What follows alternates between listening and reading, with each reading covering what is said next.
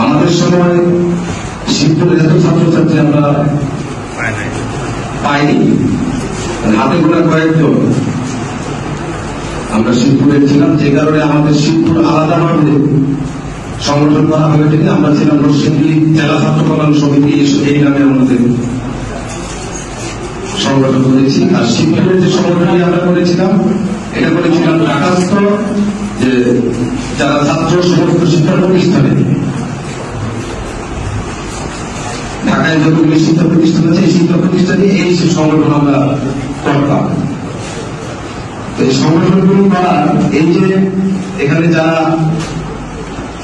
উস্তাদ হিসাবে তাদের যাত্রা শুরু করেছিল, যারা অগ্রজ উপস্থিত হয়েছে, তাদেরকে দেখে আমার ভালো লাগছে। এই জন্য তাদের কর্মব্যস্ততার মাঝেও যে নতুনদেরকে উৎসাহিত করা এবং এই স্লোগান বহু প্রাণে এক সুর,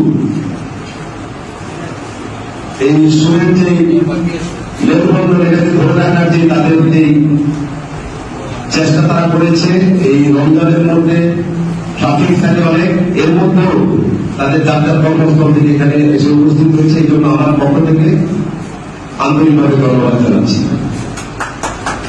এবং যারা নতুনদের মধ্যে আপনাদের সহপাঠী বা আপনাদের বন্ধু বান্ধবী যারা আছেন, যারা এই প্রোগ্রামগুলিতে নিজেদের কর্তব্য অংশগ্রহণ করেন না, তাদেরকে আপনারা উৎসাহিত করবেন। এটা আপনাদের প্রতি অনুরোধ করবে। এটা শুধুমাত্র ইফতার করা না, এই যে একটি সম্পর্কের এই যোগসূত্রটি, এটা আপনাদের জন্য খুবই কার্যকর হবে। এটা আপনারা যখন জীবনের আরো আত্মনির্ভর করবেন, তত আপনারা সেটা উপলব্ধি করবেন। পাশাপাশি একজন বক্তা বলেছেন যে আমাদেরকে আগামী দিনে যাতে আমরা পূর্বসূরি হিসেবে আমরা যেমন ছাত্রছাত্রী পাইনি, যে শিবপুরে আলাদা একটি এরকম একটি প্ল্যাটফর্ম করা, বিশেষ করে ঢাকা বিশ্ববিদ্যালয়ের নামে, আপনারা যাতে এই ধরনের কোনো শূন্যতা তৈরি না হয়, আপনারা পরবর্তী প্রজন্মের জন্য আপনারা এই কার্যক্রমগুলি আপনারা করে থাকেন, এই কার্যক্রমগুলি আরো নিয়মিত করবেন এবং আরেকটু আন্তরিকতার সাথে করবেন। প্রতিটি শিক্ষা প্রতিষ্ঠানে গিয়ে তাদেরকে উৎসাহিত করবেন উচ্চতর শিক্ষা লাভের জন্য। তাদেরকে যে প্রস্তুতি, সেই প্রস্তুতি আপনাদের অভিজ্ঞতাগুলি তাদের সাথে শেয়ার করবেন। এই কার্যক্রমগুলি করার মধ্য দিয়ে আমার মনে হয় এই সমিতির বা এই যে অ্যাসোসিয়েশনের সদস্য সংখ্যা আরো বৃদ্ধি করা সম্ভব এবং এর মধ্য দিয়ে শিবপুরের আর্থসামাজিক উন্নয়ন আমরা ঘটাতে পারবো।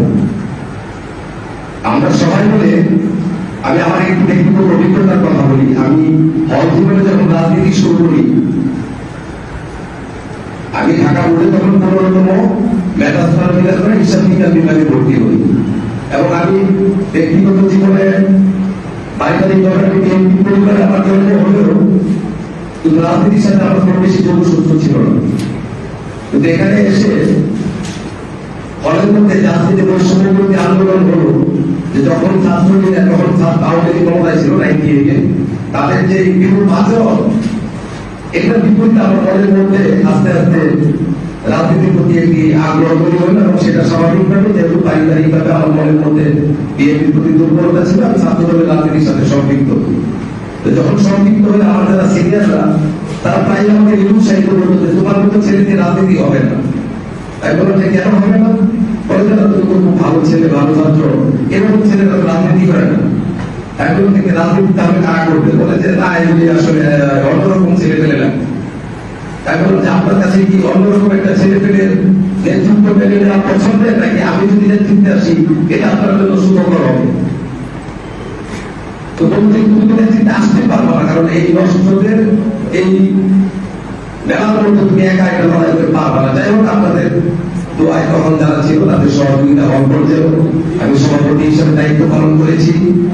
যারা শেখ মুজিব হলে, যদি কেউ থেকে থাকে শেখ মুজিব হলে ছাত্র হিসেবে, যারা শিক্ষকরাও এখন নাই, কর্মচারীরা সিনিয়র যারা ছিল বা দোকানদার যারা ছিল, তারা আমার সম্পর্কে জানে। ওই ঘরটাকে বিশ্ববিদ্যালয়ে তখনকার সময়ে একটু ব্যক্তিগত পরিচালনা করার সুযোগ আমি করতে পেরেছিলাম। যেমন আমরা তখন থেকে তখন লাইন করতো শেখ মুজিব হলে ক্যান্টিনে খাওয়ার জন্য, কারণ এখানে খাওয়ার মান অনেক উন্নত ছিল। এর পিছনে কারণও ছিল, অনেকে আমাদের ক্যান্টিনের মালিকদের যারা ইজারাদার ছিল তাদের কাছে চাঁদাবাজি করতো, এই জন্য তারা কোয়ালিটি মেনটেন করতে পারতো না। আমি বলছি যে আমি ওই জিনিসগুলি করতাম না, এই জন্য তারা কোয়ালিটির জন্য আমি তাদেরকে খুব চাপ প্রয়োগ করতে পারতাম, তারা ওই কোয়ালিটি মেনটেন করতে হতো। এবং এটা ফলাফল তখন যারা ছিল, যারা ওই প্রজন্মের, তাদের সাথে কারোর সাথে যোগাযোগ করে বা কথা বলে আপনারা জানতে পারবেন। তা আমরা এরকম ভাবে সবাই মিলে আমাদের এলাকা থেকে যে ব্যতিক্রম জলদরম থেকে যাই হোক, আমরা শিবপুরে সবাই মিলে চেষ্টা করবো শিবপুরটাকে একটি সমতা, শান্তি, সম্প্রীতি একটি শিবপুর গড়ে তুলতে পারি কিনা সবাই মিলে, এটা আমরা সবাই মিলে যদি একটু চেষ্টা করি, আমার মনে হয় সেটা এই সংগঠনের একটি সার্থকতা হবে। সবাইকে ধন্যবাদ। আসসালামু আলাইকুম।